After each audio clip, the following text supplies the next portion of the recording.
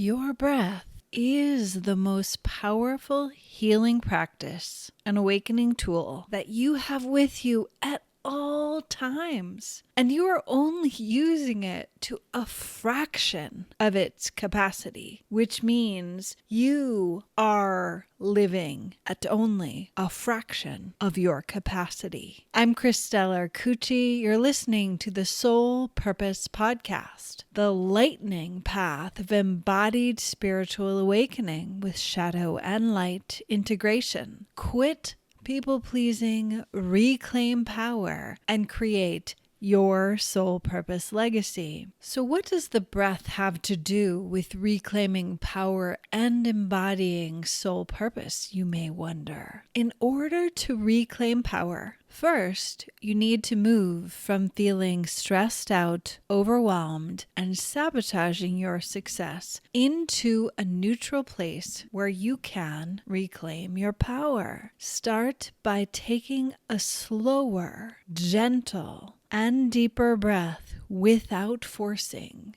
Feel more. Become more aware, present, and connected to your experience. Recognize your level of stress and evaluate if you are in a stress response, fight, flight, freeze, or please. De-stress your system in order to reclaim power and take action living your purpose by actively and consciously incorporating breath practices into your daily life. It sounds so simple, doesn't it? Your breath is a tool that is always available, yet you're using only a fraction of its power, and you can only live a few moments without breathing. It is your life force. How do you move from breathing unconsciously,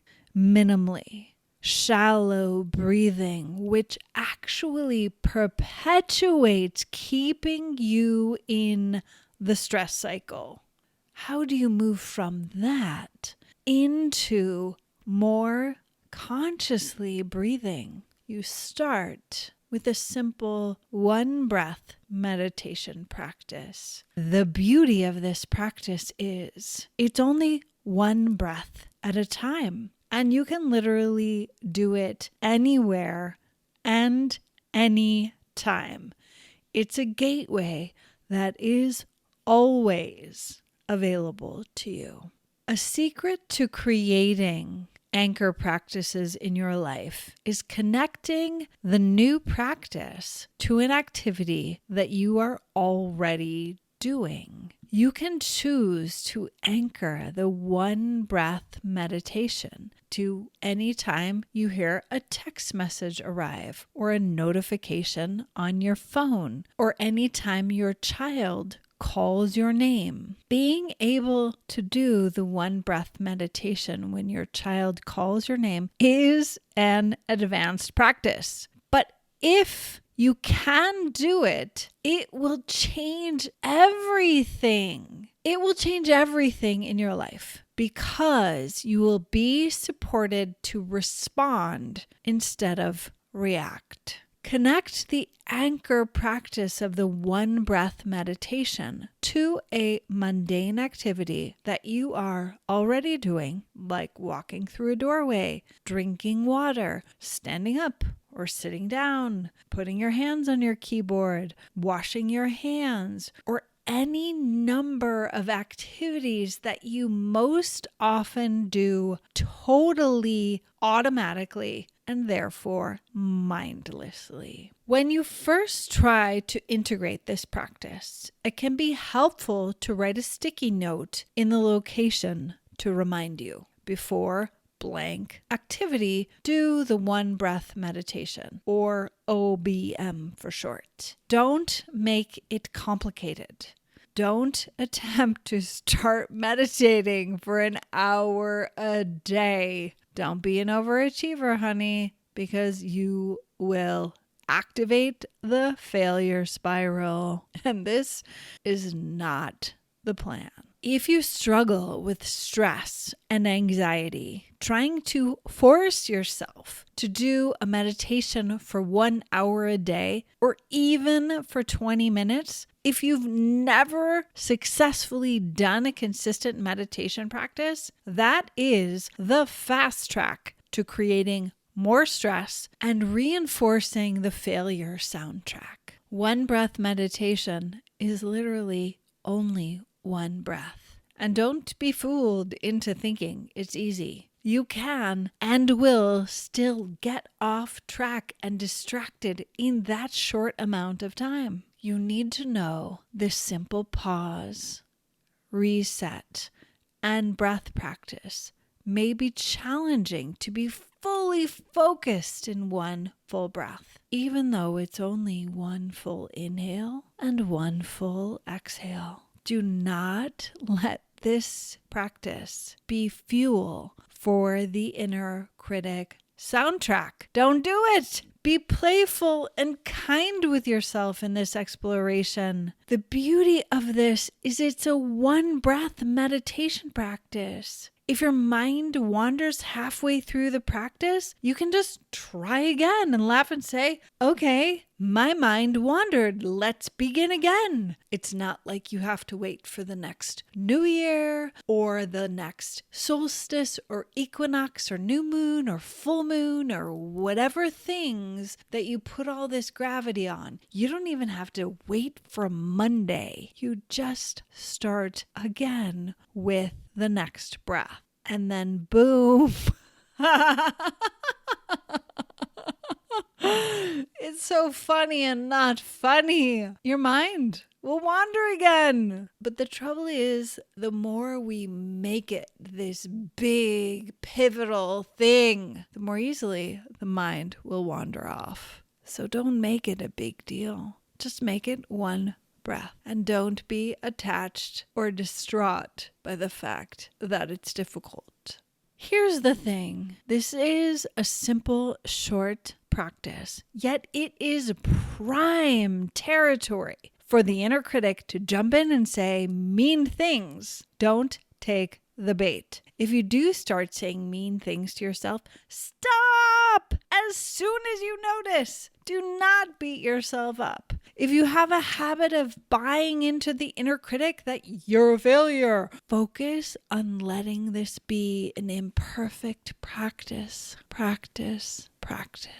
As soon as you notice the inner critic, say, thank you for your input, and I'm going to start again, over and over and over and over, as long as you are breathing, which means for your entire life. Do not give up on yourself. Keep trying. Do not let the inner critic bash your head in. This is the way I think about it. If the inner critic is in charge, it's going to ruin my life. Let's take an example. Say you're at home. You open the door, and as soon as you open the door, you notice it's a stranger, someone you have never seen before. Yet they start screaming in your face, "You're such a loser! You're going to fail! You're never going to be able to meditate! You're always stressed out! You're a terrible person because you can't even focus on one simple breath!" Would you invite that person in for tea? No, you wouldn't. Not unless you have a humiliation fetish. Most likely, you would close the door, shake your head, and you would say, wow, that person is really deranged. I want you to have the same boundary with the inner critic soundtrack that is inside your own mind. Close the door on the inner critic and start again. Focus on one single breath in and one breath out.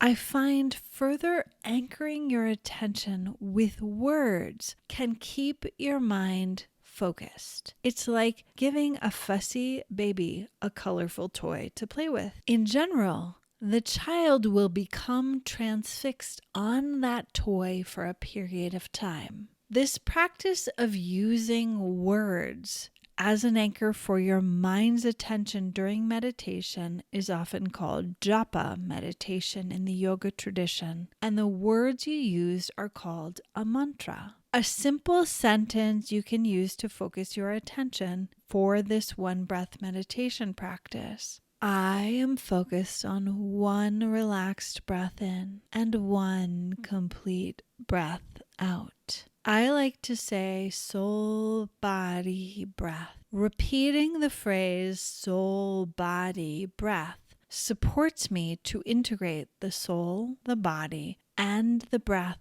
together. For me, it feels like an activation and recode to weave together my body, mind, heart, and being into the present moment. Pick any statement or mantra that resonates with you, and you could make up a new one each time you connect. Just listen to your intuition in the present moment experience, and don't make it complicated. The one breath meditation at its core is a mindfulness practice as well, which I find mindfulness practices are a great gateway to seated meditation, especially if you struggle with anxiety. One of my current mindfulness practices is relearning playing piano. I can see and experience the exact moment when I am reading the notes and my mind wanders off because inevitably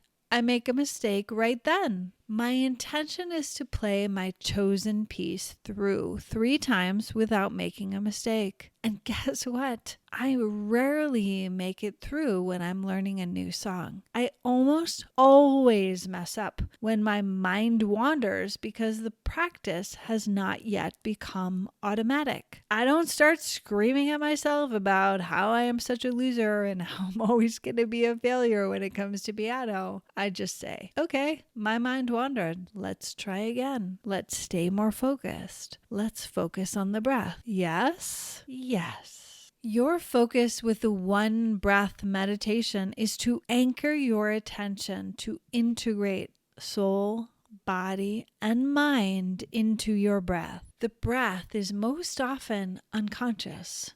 You breathing doesn't depend on you thinking about it or focusing on it. The practice of the soul body breath is the simplest way to bring your unconscious power into your conscious awareness so you can direct your power into the purpose you desire to create in your life and business. One breath meditation is an activity that you can always do for just one breath. Yet notice the saboteur soundtrack that might kick in and attempt to keep you safe in the known space of unconscious action. Don't take the bait. The greatest power of this practice is to do just one breath, many, many, many, many, many times throughout the day. For example, before I sign into a social media platform or check my email, I do the one breath meditation practice